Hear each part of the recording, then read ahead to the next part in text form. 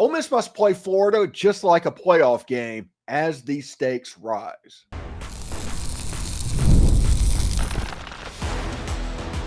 You are Locked On Ole Miss, your daily podcast on the Ole Miss Rebels. Part of the Locked On Podcast Network, your team every day. Welcome to the Locked On Ole Miss Podcast, your daily podcast on the Ole Miss Rebels, part of the Locked On Podcast Network, your team every day. I'm Steven Willis, a 10-year veteran member of the national media and a former Ole Miss staff member. And today's episode is all about the huge boost Ole Miss got on Tuesday night in the rankings. With the Rebels ranked over Georgia, they've essentially got a Georgia shield away from getting jumped, which puts them firmly in the hosting discussion as we approach late November. Because of these stakes, the game against the Florida Gators, the stakes have gone through the roof. This game easily could be the biggest in recent Ole Miss history for the Rebels. We'll break it all down and talk with Brandon Olson of Locked On Gators to get the inside scoop on Florida's team. We're free and available on all the podcast apps and on YouTube. Thank you for making Locked On Ole Miss your first listen every day, and a special hello to the insiders and everydayers who make the show what it is. Don't forget to find a second listen on the network. Chris Gordy at Locked On SEC, or Corey Burton at Locked On Vandy, or Brandon Olson at Locked On Gators. They offer different perspectives on the college football situation, the landscape, the SEC, and yes, even Ole Miss. So check them out. You can start the season off with a big return on FanDuel. New customers can place a $5 bet and get started with $150 in bonus bets if you win that first $5 bet. Visit FanDuel to get started.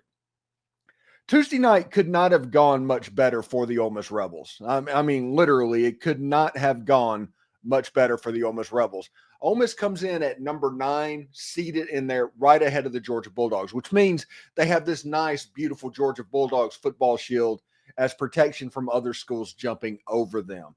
Georgia plays Massachusetts and Georgia Tech. Tennessee plays UTEP and Vanderbilt. The big jump possibility would be Texas A&M against Texas, but I do not think they would jump Ole Miss in that scenario either. Because of all of this, the stakes of the Florida game has gone through the roof. This is potentially one of the biggest games in recent Ole Miss football history. You're playing against essentially 2 freshman quarterbacks to close out with everything on the line for the Rebels. This is going to be a situation where Ole Miss fans, what if the death out of this going to this game and even after it? This is a huge, massive football game. Florida plays pretty well with DJ Lagway at quarterback, and their secondary has struggled from time to time. So we'll see how Jaxson Dart handles that. And if Trey Harris comes back, we'll also be monitoring to see if Logan Diggs gets a carry or two in this game as well. It should be really great for the Ole Miss football program and could set them up for a nice playoff run and potentially hosting, but they have to take care of the Florida Gators first. This is the most important game in recent Ole Miss history because of what it means. Anyway, let's go into Thunderdome. Brandon Olson, Locked On Gators. Here we go. Let's go into Thunderdome. Brandon Olson from Locked On Gators is in the house. I'm Steven Willis from Locked On Ole Miss. Brandon, good big football game. Ole Miss got their playoff shield of the Georgia Bulldogs behind them because nobody's jumping Georgia. So as long as Ole Miss wins games, they are in good shape. Here's the problem. Whenever Ole Miss seems to get in this situation, something weird happens. What weird is going to happen this weekend?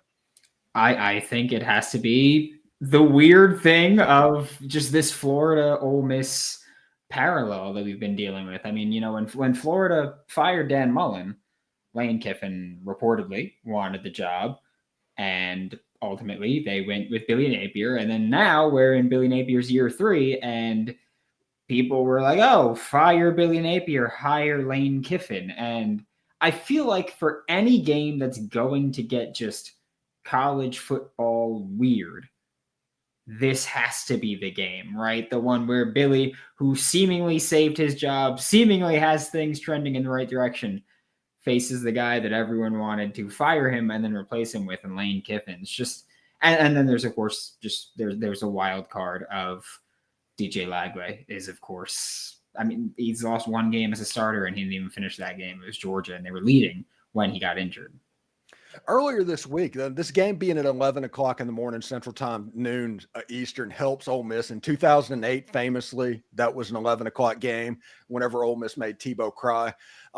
In 2003, when Eli went down to the swamp, it was an 11 o'clock game. Ole Miss has actually had success in Gainesville, but I did a show on, I don't know, it was probably Wednesday, it might have been Tuesday, but I am literally comparing Jaxson Dart leadership-wise to Tim Tebow in that 2008 team and parallels. Different style quarterbacks, different players. The leadership is real.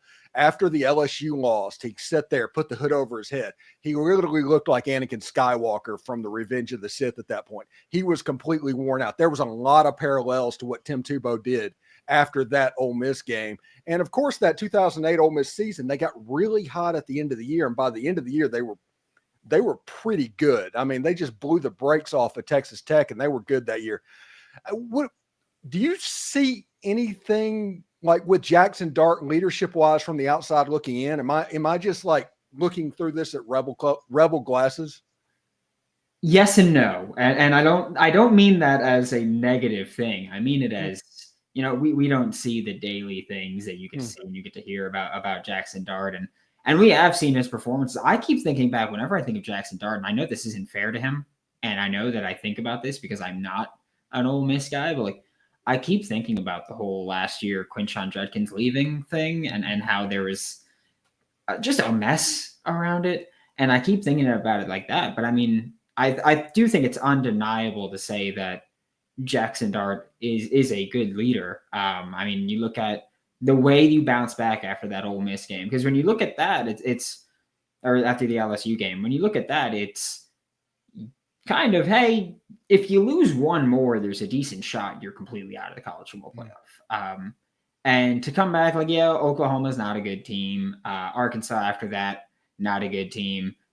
And then you go Georgia, who at the time is number 3 in the country when you guys played them, and just kick the crap out of them. He was banged up. He clearly was not looking like he was a perfectly healthy Jaxson Dart. And I think just going out there and consistently coming back and consistently striking and beating the absolute crap out of Georgia, I do think that you can't do that if you're not headstrong. And I think that you can't deny that, and being able to keep everybody on track, because I mean, we talked on the SEC Squad show about LSU being on quit watch. We talked about it last week too, about LSU being on quit watch, and they seemed like some of them were on quit watch and some of them had quit, and Ole Miss had the opportunity to do that and didn't. And I do think that goes a long way in the locker room. Yeah, it's pretty amazing. Whenever this season ends, if Ole Miss makes the playoff, Jaxson Dart, basically, he's the one that recruited Princely and Monmiel to Ole Miss, like stayed on him big time. Sorry, Florida fans, had to bring that up. You had to? Great. Walter Nolan, all those defensive players, this team is basically a portrait of Jaxson Dart. And I think if this is all said and done and Ole Miss is able to put a run together, get through the Florida Gators game and Mississippi State and into the playoff, it will be interesting to see what his legacy is at Ole Miss, because it's very statue level at this point.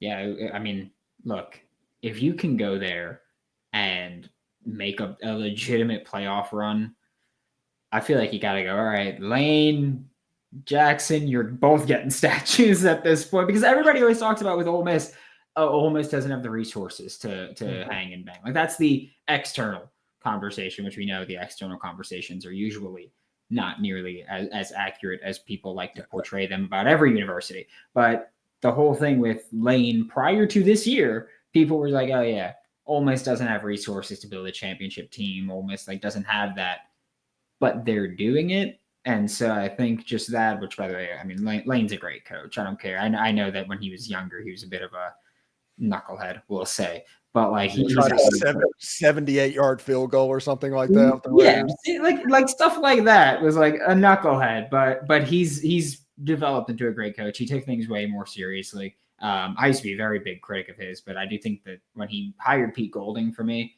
that was a big turning point. I'm a Pete Golding fan, and so he started taking these more seriously and calling out the boosters on like social media of like, look at how much money Ohio State's spending in the portal. And it works. And so, yeah, I think that he's putting himself firmly in place to make a deep run.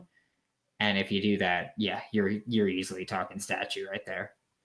All right. Thanks for watching the Locked On Ole Miss and Locked On Gators podcast. When we come back, we'll start talking about players to watch and storylines in this football game. Ole Miss in Florida, 11 o'clock on ABC. Stick around. Hey, folks, the holiday season is here, and let's be honest, it's not always easy finding that perfect gift, is it? Maybe you're shopping for someone who seems to have everything, or you're just tired of giving gifts that end up as clutter for them. Or like me, you just might want a special way to stay connected with loved ones that are far away. Well, I've got the perfect gift idea for you. The Skylight Frame is a touchscreen digital photo frame that your whole family will absolutely love. Here's why it's amazing. Easy to use. Set up in like less than 60 seconds. Just plug it in, connect the Wi-Fi, boom, you're ready to go. And then you can share the photos like through the app or even upload it directly to the frame. You're not so tech savvy relatives, they're going to be able to join on the fun on this as well. It's beautifully designed. You can choose for many different type of frame styles to match any room, all with HD resolution, and your photos look great. And gift mode makes it extra special because you can preload it with the cherished memories you want to give before gifting it. So when they open it, they get to see all of those sentimental photos are already there. And here's the best part. As a special limited time offer for our listeners, you can get $20 off your purchase with Skylight Frames. Just go to skylightframe.com/college. That's skylightframe.com/college. Don't wait. Head to skylightframe.com/college and get $20 off today. Stay connected and make this holiday season unforgettable. Get ready to tackle the NFL action with FanDuel. It's America's #1 sports book because right now new customers can bet $5 and get $150 in bonus bets if you win. Ole Miss currently sits at about a 10.5-point favorite over the Florida Gators for Saturday's football game that's going to be broadcasted on YouTube TV in 4K if anybody's interested about that. The FanDuel Sportsbook app gives you everything you need in a place to place live bets on the NFL, all in one place. So when you get a hunch in the middle of the game, you can check out the latest stats, view play-by-play, and so much more on the same page where you place those bets. Just visit FanDuel.com to join today. You'll get started with $150 in bonus bets if you win that first $5 bet. That's FanDuel.com. Never waste a hunch and make every moment more with FanDuel, an official sportsbook partner of the NFL. All right, we're back in Thunderdome. Steven Willis from Locked On Ole Miss, Brandon Olson from Locked On Gators, and players to watch in this game. The one thing that Ole Miss fans are really excited about is it looks like Trey Harris is going to be back in this game. And the rumor is in Florida, and people that watched the Florida-Texas game saw the trouble that secondary had against that Norm Chow-related matchup passing game, which is similar to what Lane Kiffin does. Tell me, what does Florida have on the back end of that defense? What kind of an answer have they made after that game? Or is this going to be a repeat potentially of that? I'm very torn on it because if you look at the past two Florida games, it's that Texas game where their secondary, I know there were injuries all throughout the defense, but they looked silly at point. Like Sark was just dialing up things that we've never really seen, and they were creating explosive plays off of that.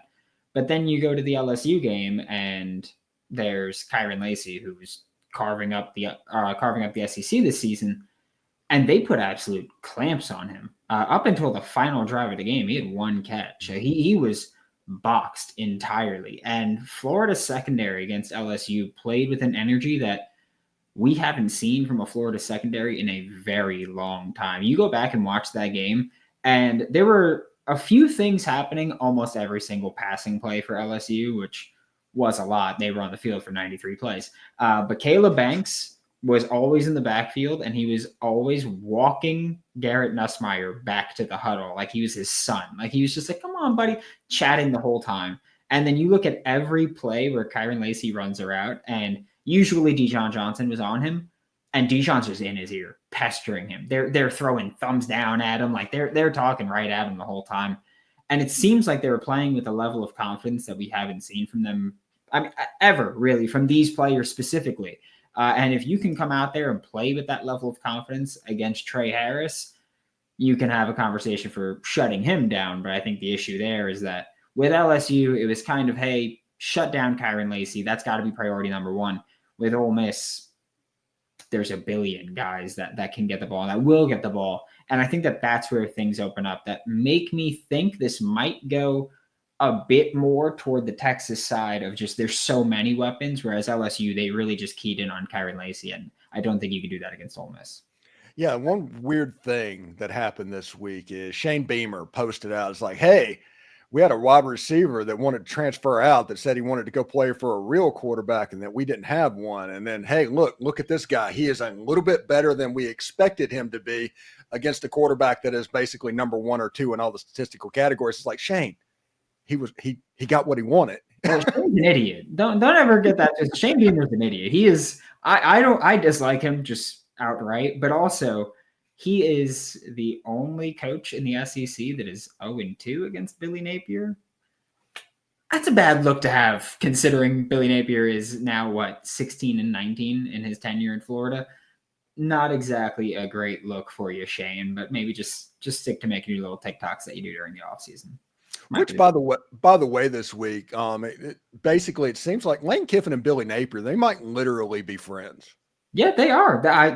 They are truly friends. And like, that's the thing where I know people want coaches to hate each other, especially when we have like Billy and Lane as the, we'll say like the coaching parallels that they've had with the University of Florida, but they seem like they're friends and genuinely, like, also Billy's a really nice guy.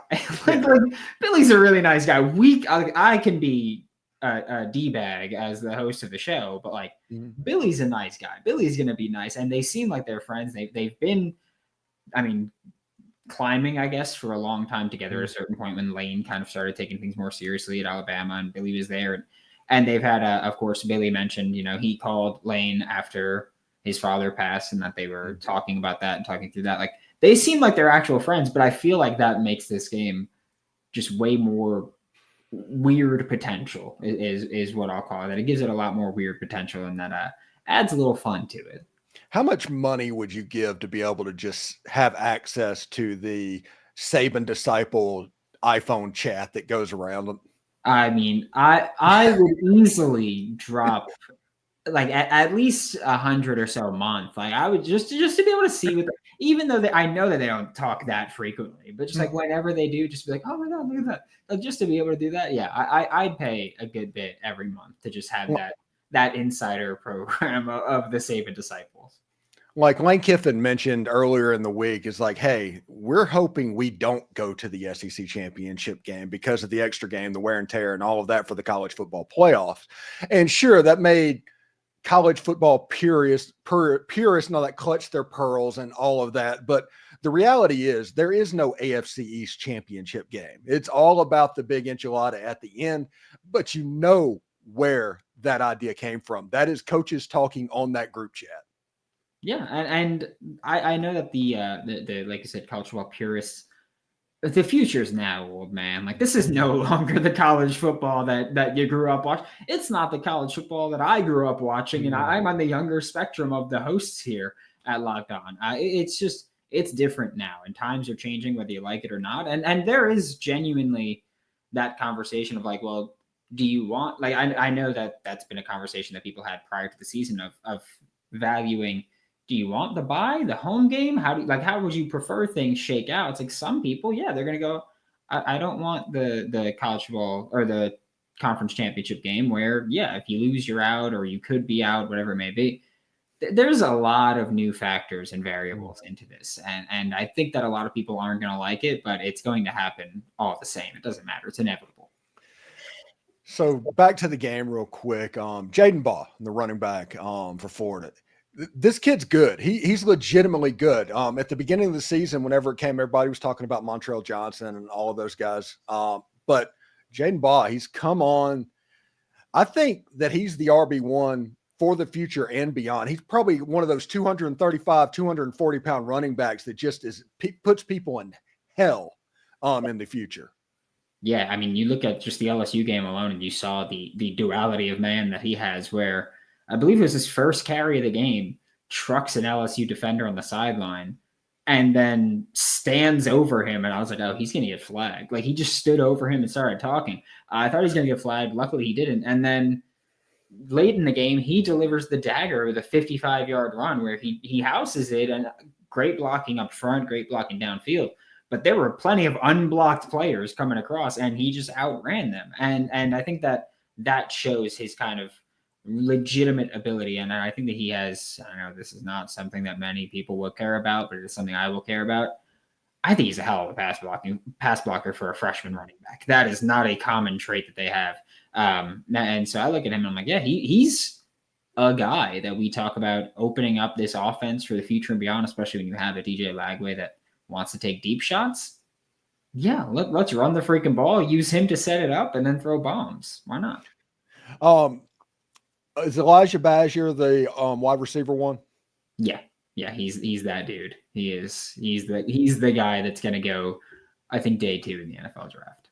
Yeah, it looks like in this game, and I watching the LSU game and what was going on, just because I knew what was next, and it was a bye week, of course. But it looked like the way they were looking at DJ Lagway, his really only success in that game was throwing fade routes and back shoulders in that game down the sideline. Now, he did it very well. I'm not saying anything negative about him, but you're right. You mentioned it earlier in the show. He had trouble with the intermediate stuff, and they keep him out of the middle of the field.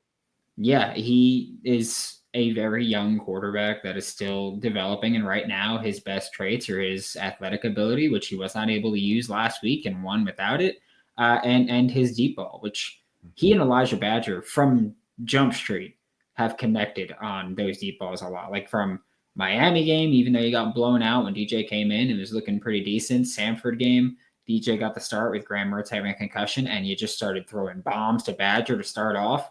And then Chim Dike sprinkled in on mostly crossing routes. They've just found success by hammering home those repeated concepts of back shoulder fades and hitting Badger on those and then hitting Dike on the crossers. They work. I don't know if it's sustainable, but it's what they're doing, and they're really effective. And the chemistry, I think, that DJ and Badger have is impressive, considering DJ is a true freshman and Badger is a mid-year enrollee. My opinion on this season is, no, that's not sustainable, but it is excitable. And this year it was important to excite that fan base and give them something to look forward to, because before the season, everybody wants to poo-poo what's going on. They were saying 2-10, 1-11. Oh, how can Florida pull this off?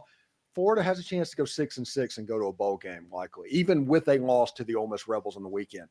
It's a successful season, no matter how you splice it. But I understand that fans might be upset because they think they're Florida. They think they should be going 10-2.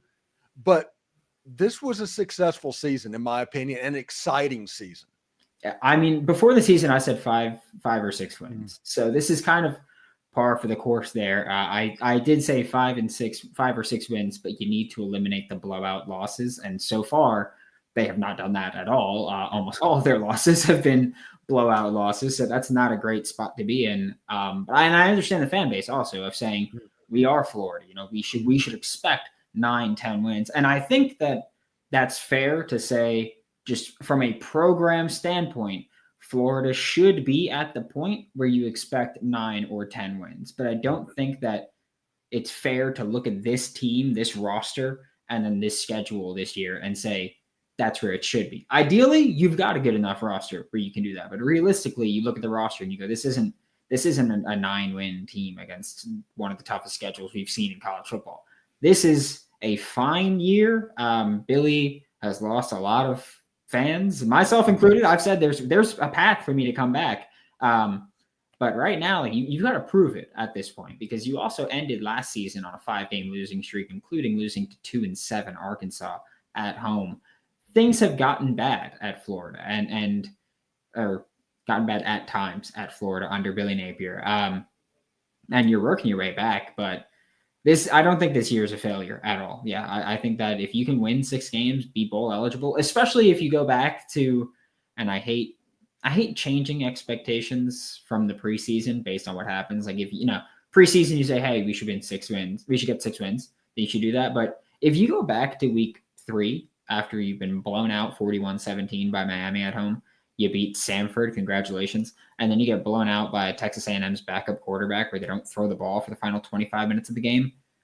If you tell me, hey, they're still going to walk out of this season with 6 wins, I think anybody would take that because that just looked like it was going to get real bad and real ugly. But you've already hit your over on FanDuel's win total. So just saying, you've done that and you've got bowl eligibility in your grasp. Hard to be too upset with that. Yeah, and also this isn't a 6-win Graham Mertz team. This is a 6-win DJ Lagway team, and that helps too.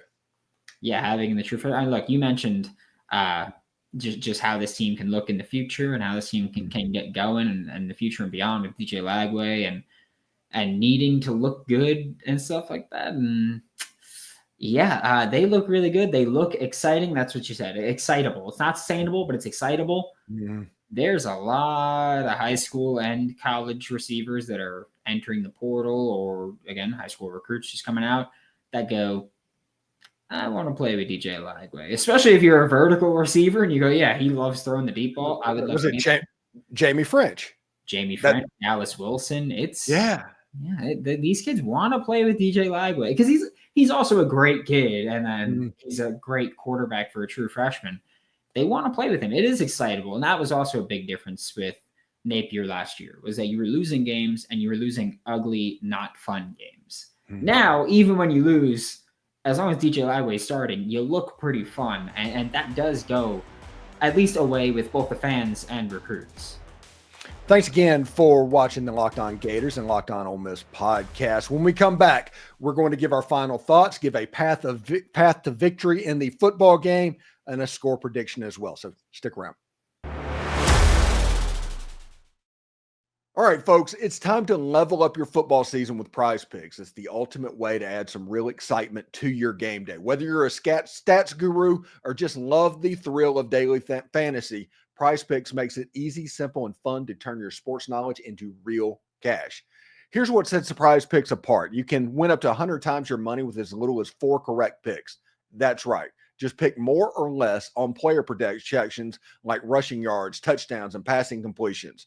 Prize Picks is also the only real money daily fantasy platform that has an injury insurance policy. If one of your players gets hurt in the first half and doesn't return, your lineup still stays alive. They've made everything so fast and secure. Withdrawals can hit your account in as quick as 15 minutes. And now they even offer Venmo for deposits and payouts. This week, I'm looking at the football board and picking Patrick Mahomes because, obviously, and has fought more of 1.5 touchdowns on the day. And Justin Jefferson is going to get more than 83.5 yards receiving, I think. It's so easy to play. Just open up the apps, make the picks in under 60 seconds, and let the fun begin. It's been a blast sharing picks with friends, and the injury insurance gives me peace of mind. Download the app today and use code LOCKEDONCollege to get $50 instantly in your account after you play that first $5 lineup. That's code LOCKEDONCollege, all one word, for $50 instantly when you play your first $5 lineup. Prize Picks. Run your game. All right, welcome back. Final segment of Locked On Gators, Locked On Ole Miss podcast, the crossover edition. I'm here with Brandon Olson from Locked On Gators. And, path to victory in this game, Ole Miss-wise, I'll start on this one first. I do think that Ole Miss needs to front run in this game. If they front run, it's going to be a lot easier than the alternative. Do not let the swamp get going in the second half because that place can turn you into knots in the fourth quarter. That's just what they can do.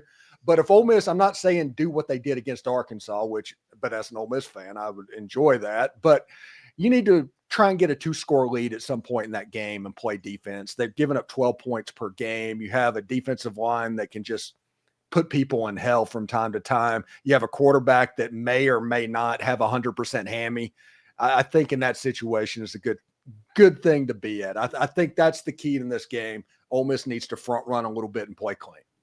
Yeah, I am terrified if Ole Miss is front runner. I'll say that. I know last week the offensive line for Florida didn't give up any sacks, but they gave up a good bit of pressures, and you're facing what I think is the best defensive line in the country right now. And so not exactly a spot you want to be in where it's like, yeah, they're just going to pin their ears back and get after you nonstop. I think that for Florida, you need to be able to have a sustainable offense. And that's the thing that terrifies me about this. I think that Ole Miss does a really good job of just winning in the trenches in every way on defense. And offensively as well. Their line's really good. But I think defensively, they do a really good job of just winning in the trenches. They get in the backfield. And Florida operates with the approach, or at least defensive line coach Gerald Chapman operates with the approach of we will stop the run on our way to rushing the passer. And I feel like Ole Miss's defensive line is pretty similar. Like they'll just cause havoc and they'll make plays regardless of who it is. And that's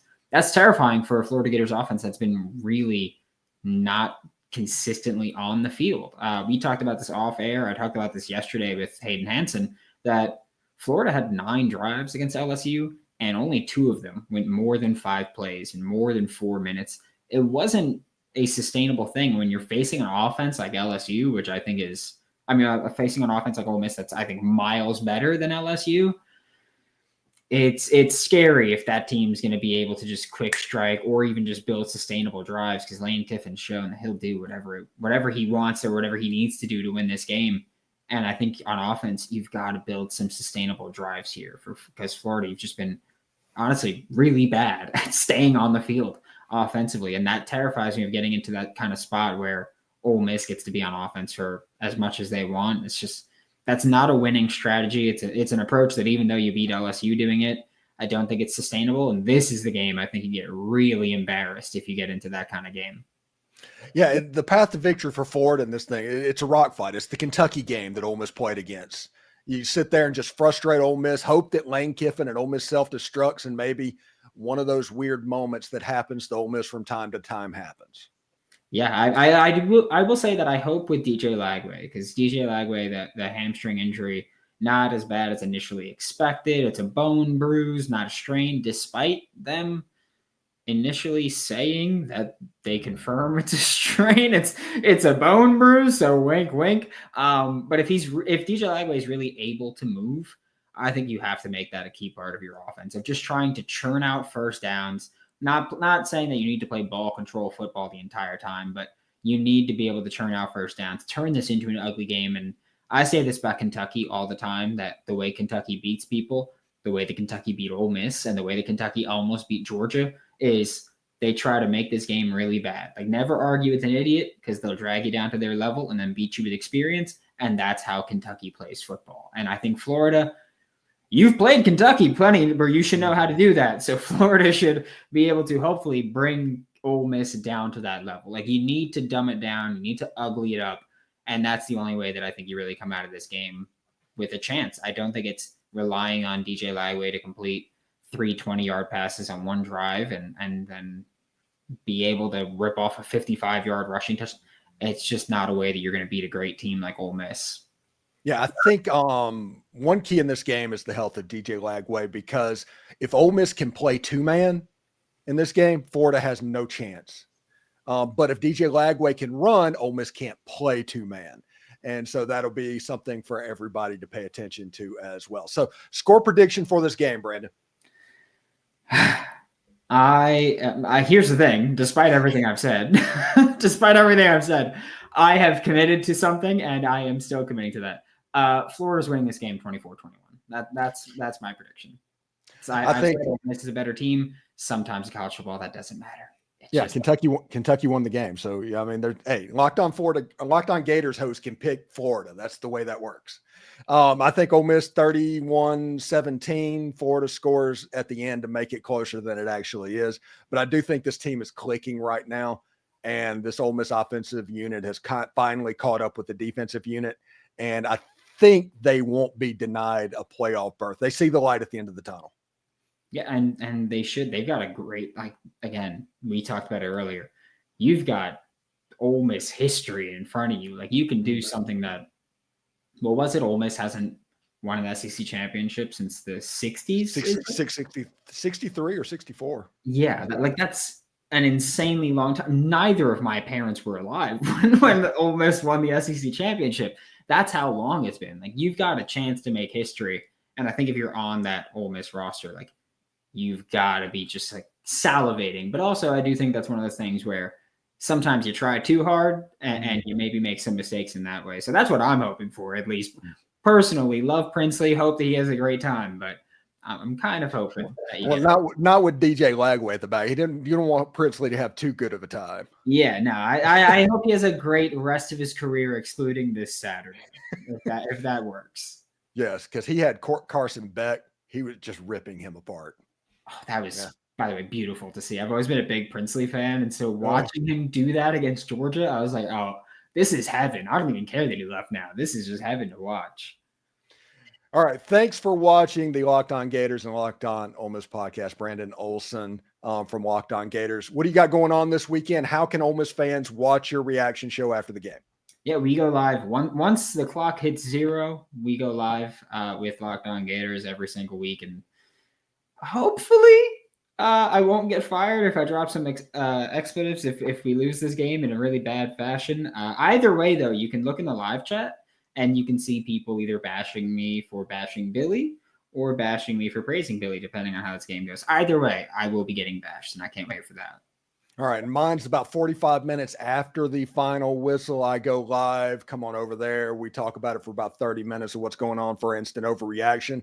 And then on Sunday night, we have the reaction roundtable with several fans and media personalities around Oxford as well. So that is pretty good. Brandon, thank you very much. And if you're traveling down to Gainesville, be careful. Thank you. Thank you for making Locked On Ole Miss your go-to source for Ole Miss sports. We pride ourselves on offering the most comprehensive perspectives, which is why we're the number one Ole Miss sports podcast out there. Your support means the world to us. Thank you for making Locked On Ole Miss your first listen today. For your second listen, check out Locked On SEC podcast.